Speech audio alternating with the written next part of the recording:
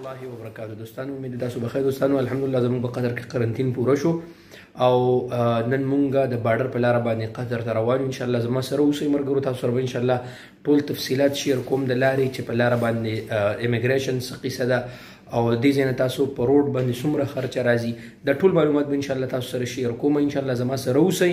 ان شاء الله په لار باندې تاسو ته خیمه امیګریشن حواله سره ټول زما سره اوسئ. ان شاء الله مکمل معلومات به ان شاء الله تاسو سره شیر کوم. مخکې بس دا وخت کې روانېږو ان شاء الله. کته لابي ته کوزیږو ټول ملګري راغلي دي ان شاء الله.